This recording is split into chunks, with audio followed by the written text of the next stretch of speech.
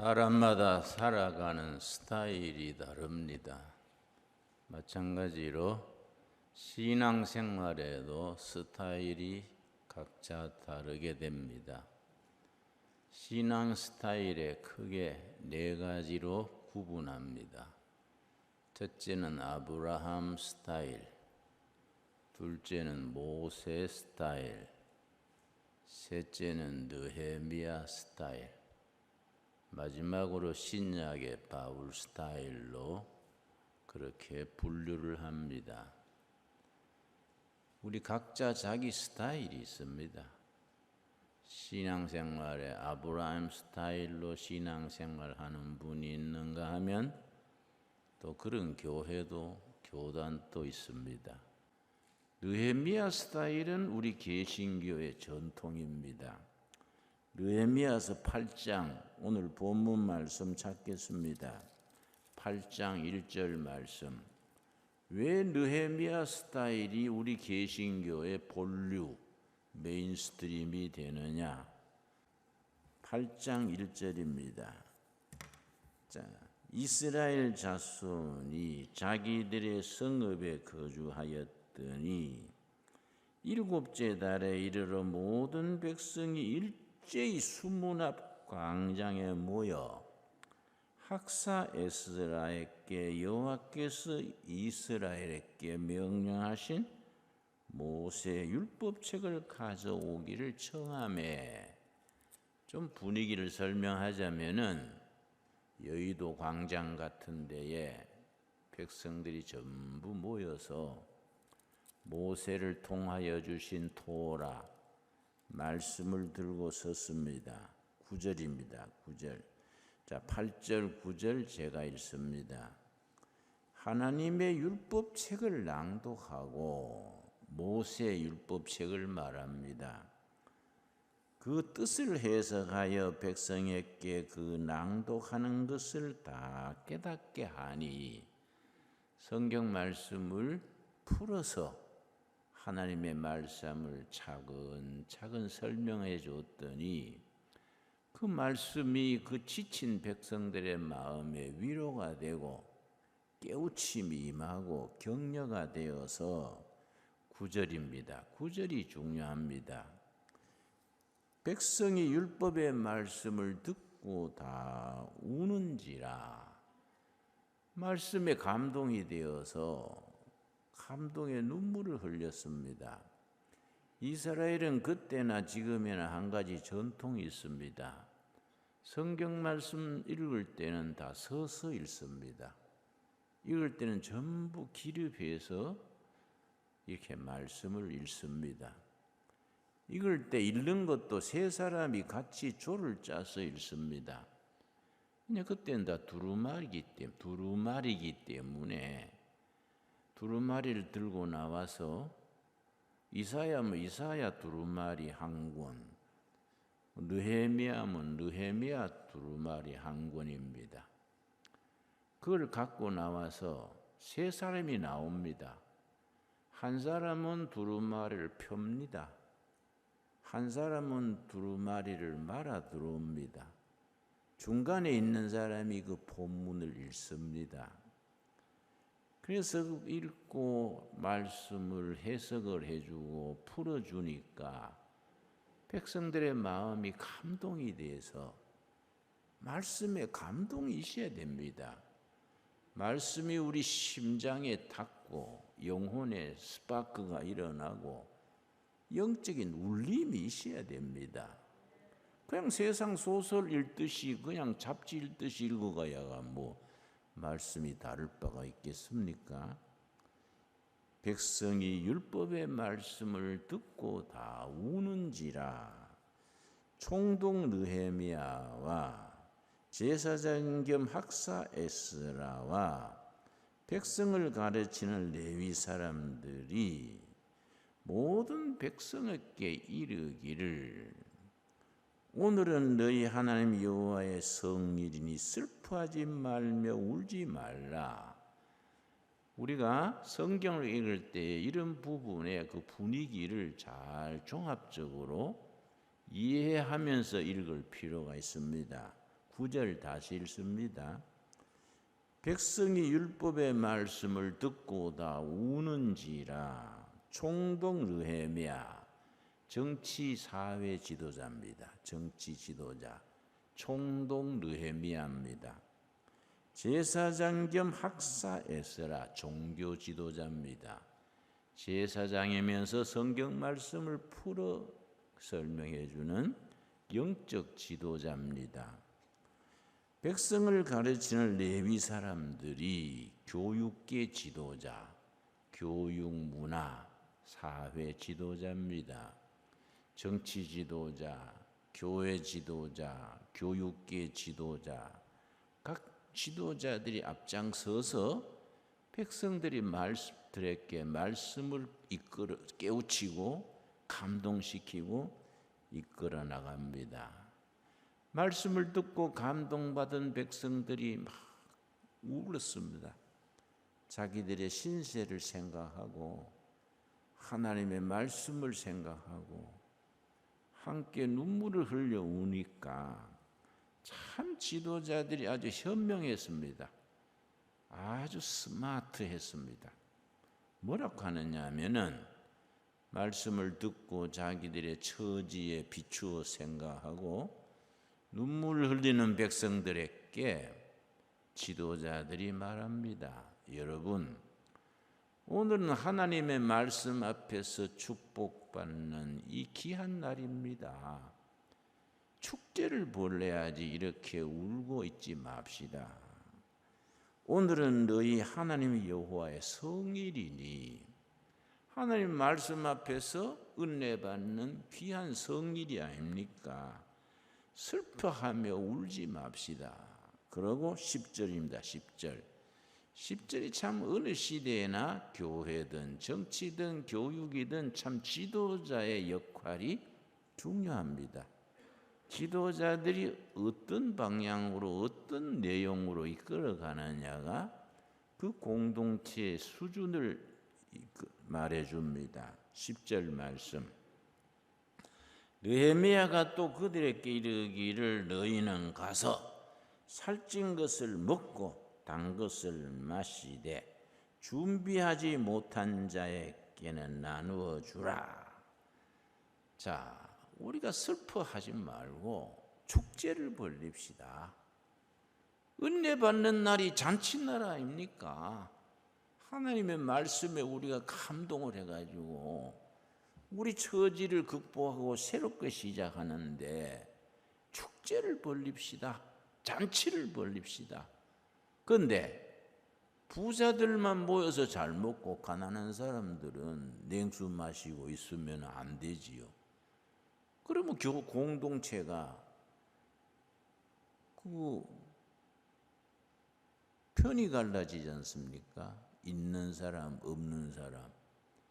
있는 사람들은 축제 벌린다고 막 고기 사다가 잘 먹고, 없는 사람들은 그냥 맹물 마시고 있으면 없는 사람들이 원망이 생기지요. 그래서 어떻게 합니까? 지도자들이 여유가 있는 사람들은 음식을 많이 해다가 형편이 안 되는 사람들하고 갈라 먹읍시다. 참 좋은 공동체 정신이지요. 교회는 그래야 됩니다. 교회는 다 빈부귀천이 없어져 가지고 다 하나로 하나님 앞에서 하나가 돼야 됩니다. 오늘은 이날은 우리의 성일이니 근심하지 말라. 여호와로 인하여 기뻐하는 것이 너의 힘이니라. 이것이 개신교 신앙 전통의 힘입니다. 여호와로 인하여 기뻐하는 것이 영어 성경에는 Joy in the Yahweh, 여호와의 말씀 안에서 기쁨을 누리는 것이 is power, 능력이다. 능력이 어디서 오느냐? 말씀의 깨달음 속에서 축제를 벌리고 잔치를 벌리는 것이 이게 능력이 시작이다. 참 멋있는 말씀입니다. 난 이 말씀 읽으면 굉장히 은혜가 되고 감동이 되는데 내 혼자 감동되면 안 되는데요. 여러분 또 이 감동이 와야 되는데, 응? 멋있는 지도자들입니다. 말씀 깨닫고 슬퍼하고 울고 그래 하지 말고 하나님의 말씀 깨닫고 이게 축제를 벌립시다. 축제를 벌리는데 있는 사람들만 해다가 잘 먹고 없는 사람들은 뭐 손가락 빨고 있으면은 안 되지요. 있는 사람들이 좀 여유 있게 해와 가지고 다 같이 상 차려 가지고 공동체로 축제를 벌립시다. Joy in the Yahweh. 하나님의 말씀 안에서 enjoy, joy, 기쁨을 누리는 것이 능력의 시작이다. 그래서 우리 개신교 전통을 느헤미야 전통이라고 그렇게 부릅니다. 말씀을 중심으로 공동체, 교회, 에크레시아 그럽니다. 헬라말로 에크레시아. 성도들의 모임이 말씀 안에서 기쁨을 누리는 신앙. 이게 니거 내거 넘어서서 함께 유무상통하면서 기쁨을 누리는 신앙이 능력의 시작이라고 말합니다. 참 귀한 말씀이지요. 여러분, 오늘 본문은 구약의 한 구절, 신약의 한 구절입니다. 신약의 디모데후서 3장 14절 말씀. 디모데후서 3장 14절 말씀. 그러나 신약성경 346페이지입니다. 그러나 너는 배우고 확신한 일에 거하라. 너는 너가 누구에게서 배운 것을 알며. 그래서 참 가정교육, 교회교육이 참 중요합니다. 그래서 모태신앙, 유언주일학교부터 교육이 엄청 중요합니다. 유언주일학교 교육을 잘 받으면 젊은 날에 빗나갔다가도 세상으로 나갔다가도 날이 들고 철이 들면서 제자리로 돌아옵니다. 결국 유언주일학교 때 교회 생활에서 기초를 다져 놓으면은 세상으로 나갔다가도 제자리로 돌아오게 되어 있습니다. 배우고 확실한 일에 거하며. 지금 바울이 영적 제자 디모데에게 지금 말하는 말입니다. 그래서 이런 글을 목회 서신 그럽니다. 그러나 너는 배우고 확실한 일에 거하라. 너는 너가 누구에게서 배운 것을 알며. 믿음의 뿌리를 알아라. 누구한테서 무엇을 배웠는지. 왜냐? 초대교회는 성경 해석도 잡다하고 자기도 모르는 사이에 사이비로 빠져들고 여러 해로운 해석들이 많습니다. 그러니까 영적인 질서가 있어야 됩니다. 자, 15절. 또 어려서부터 성경을 알았나니 성경은 능히 너로 하여금 그리스도 예수 안에 있는 믿음으로 말미암아 구원에 이르는 지혜가 있게 하느니라. 아멘 하시지요? 성경의 본질입니다. 이것 빠지면 기독교는 사라집니다. 그래서 디모데후서 3장 15절 말씀이 기독교의 출발점이고 종점입니다. 여기에 확실히 뿌리 내리고 있어야 됩니다. 구원의 확신에서 시작을 해야 됩니다. 15절 다시 읽습니다. 또 어려서부터 성경을 알았나니. 디모데가 할머니 때부터 물려받은 3대째 신앙입니다. 어려서부터 성경을 알았나니 성경은 능히 너로 하여금 그리스도 예수 안에 있는 믿음으로 말미암아 구원에 이르는 지혜가 있게 하느니라. 성경은 구원의 이야기입니다. 구원의 역사. 구원 역사가 창세기부터 요한계시록까지 구원 스토리가 단계적으로 전개됩니다. 제1단계는 창세기 12장 1절에서 아브라함 개인을 통한 구원 역사입니다. 2단계는 출애굽기에 와서 이스라엘 민족 공동체를 통한 구원의 이야기입니다. 신약에 가서 예수 그리스도를 통한 온 인류의 구원입니다. 하나의 구원의 이야기지만 성경이 단계적으로 넓혀집니다. 너는 어려서부터 배운 바대로 그리스도 안에 있는 믿음으로 말미암아 구원을 확신하는 신앙이다. 구원에 이르게 하는 지혜를 가진 신앙이다. 그 다음 16절이 15절에 머물면 교회가 교회 안에 갇혀지게 됩니다. 성경은 교회 안에서만 머물면 안 됩니다. 그 시대 백성들의 영혼의 교과서가 되어야 됩니다. 그 16절입니다. 16절 모든 성경은 하나님의 감동으로 된 것으로 교훈과 책망과 바르게 함과 의로 교육하기에 유익하니. 아멘 하시지요? 예, 그래서 15절은 구원을 통한 영적 구원, 16절은 사회와 역사의 구원 합쳐서 성경입니다. 전통적으로 동양에서는 종교의 역할을 두 가지로 삼았습니다. 첫째는 안심 임명, 개인 구원입니다. 두 번째는 경세 제민, 사회 구원입니다. 안심 임명은 디모데후서 3장 15절에 해당하고 경세 제민은 디모데후서 3장 16절에 해당합니다. 합쳐서 성경입니다. 성경. 보수 신앙은 15절에만 기울어지기 쉽고 개인 구원에 기울어지기 쉽습니다. 또 진보적인 신앙은 16절에 기울어지기 쉽습니다.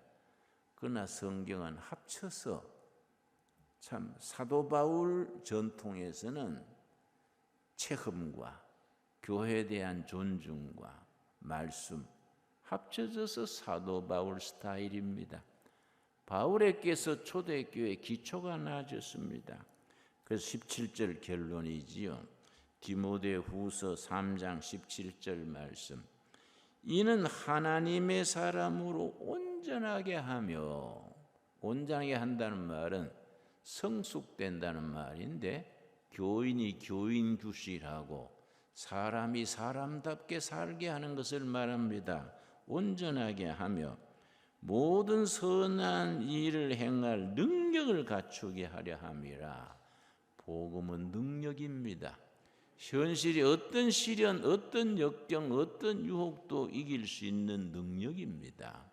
여러분, 우리가 세상이 뒤숭숭하고 혼란할지라도 복음 붙들고 시련을 극복해 나갈 수 있는 담대한 신앙을 가져야 됩니다. 여러분, 한국이란 나라는 교회를 떠나서는 생각할 수 없는 나라입니다. 여러분, 한국 교회는 아시아에서 처음 성공한 교회입니다. 굉장히 사적으로 중요합니다. 아시아에서 한국 교회가 처음으로 성공한 교회가 됐다는 말은 앞으로 통일 한국 시대의 아시아 복음화에 우리가 책임이 있습니다. 여러분, 그래서 17절에 뭐라 그랬습니까? 17절 우리 한번 같이 읽겠습니다. 이는 하나님의 사람으로 온전하게 하며 모든 선한 일을 행할 능력을 갖추게 하려 함이라. 모든 능력, 자신을 변화시키고 시련을 극복하고 병든 세상을 변화시키고 삐뚤어진 정치도 삐뚤어진 경제도 교육도 바르게 일으킬 수 있는 힘을 가진 성경입니다. 여기에 대한 교회는 확신이 있습니다. 확신. 여러분, 그런 확신 있는 신앙이 자신을 지키고 세상을 변화시킬 수 있는 에너지가 될 수 있습니다. 거기에 대한 확신이 있으면은요, 한때 무슨 이미지가 나쁘고 욕먹고 그래도 아무 지장 없습니다. 오히려 이럴 때에 속으로 내공을 길러서 영적 힘을 길러서 지금 우리 백성들이 얼마나 공허합니까? 백성들의 영혼이 텅텅 비어 있습니다. 여러분, 이럴 때 정말 우리가 바른 신앙, 바른 영혼의 영적 힘을 가지고 국민들을 구원으로 이끌어가고 통일한국 시대에 민족을 이끌어가는 영적 힘, 능력으로 역사하게 될 줄로 믿습니다. 네가 어려서부터 말씀을 배웠거니와, 이 말씀은 어떤 말씀이냐? 예수 그리스도 안에 있는 믿음으로 말미암아 구원에 이르게 하는 능력이다. 얼마나 귀한 말입니까? 그 능력의 말씀은 교회 안에 우리끼리만 가두어두면 안 됩니다. 교회 밖에 백성들을 교훈하고 책망하고 삐뚤어진 것을 바르게 하고, 그러고 의로 교육시키는 국민 교과서가 돼야 한다. 말씀 위에서는 통일한국 시대가 돼야 될 줄로 믿습니다. 여러분, 신라 백제 천년은 불도의 시대입니다. 부처님의 말씀으로 우리 조상들의 영혼을 위로받았습니다. 조선조 500년은 유학의 시대입니다. 공자왈, 맹자왈, 아까 말씀드렸듯이 시골 서당까지 공자왈, 맹자왈 읽었습니다. 이제 통일한국 시대는 어떤 한국 시대가 될 것입니까? 살아계신 하나님의 살아있는 말씀, 성서한국의 시대가 될 줄로 믿습니다.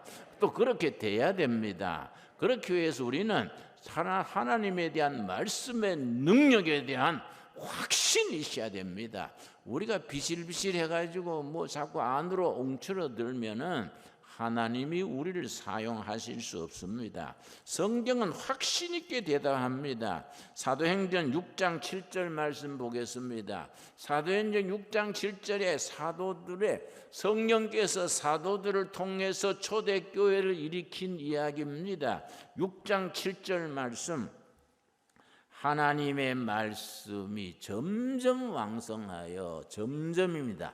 스텝 바이 스텝, 데이 바이 데이, 한 걸음 한 걸음 말씀이 왕성하여, 교회 말씀이 빠지면 쓸데없는 소리가 많아집니다. 교회란 데는 유명합니다. 여러분, 특별히 우리 자매님들 조심해야 됩니다. 교회 일에 이러쿵저러쿵 말을 많이 하기 쉽습니다. 내가 어릴 때 들은 얘기인데요, 우리 노 목사님이 여자들은 왜 수염이 없는지 아냐? 교인들이 왜요? 그랬더니 말하는데 고생한다고 수염 다 안 달아주셨다. 하도 말들을 많이 하니까 수염 달리면 힘든다고, 그런 우스갯소리도 있었습니다. 여러분, 말씀이 왕성해져야지, 군소리가 왕성해지면은 사탄이 틈을 탑니다. 말씀이 점점 왕성하여 예루살렘에 있는 제자의 수가 더 심히 많아지고 교인 불어난다고 되는 게 아닙니다. 교인과 제자는 다릅니다. 어떻게 다릅니까? 말씀으로 훈련받고 말씀에 헌신되고 말씀으로 사는 성도가 제자입니다. 제자가 늘어나야지 교인 늘어난다고 큰 교회가 아닙니다. 교인이 10만 명이 돼도 제자가 없는 교회, 적은 교회가 있습니다. 교인이 500명이라도 정말 말씀으로 인생을 거는 교인들이 많은 교회들이 있습니다. 여러분, 껍데기를 보고 숫자를 보고 그렇게 판단할 일이 아니지요. 예루살렘에 있는 제자의 수가 더 심히 많아지고, 결론이 뭡니까? 허다한 제사장의 무리도 이 도에 복종하니라. 이 말씀대로 응답받는 교회를 이루어갈 수 있게 되기 바랍니다. 여러분, 사도행전 19장 20절 말씀, 더도 말고 덜도 말고 우리 둘의 신강 둘의 교회는 사도행전 19장 20절의 말씀이 현실적으로 이루어지는 교회가 돼야 됩니다. 여러분, 교회가 너무 비본질적인데 분주하면은 본질이 빠집니다. 행정 관리에 너무 치중하다 보면 말씀이 빠져버립니다.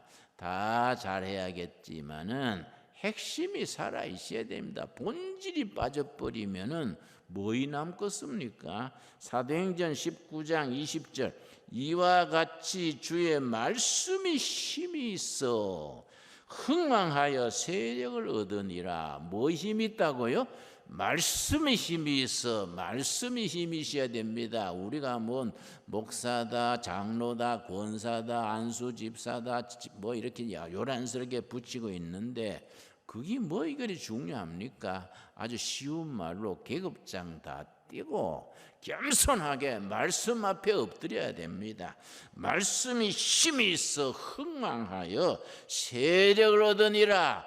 교회 안에 세력이 아니라 우리 경기도에, 양주시에, 동두천시에, 대한민국 땅에, 북한 땅에까지 말씀이 힘이 있어 흥왕하여 세력을 얻는 시대, 성서한국 시대를 이루어서 통일한국을 이루어 5대양 6대주의 복음 전하는 선교한국을 우리가 이루어갈 수 있게 되기 바랍니다.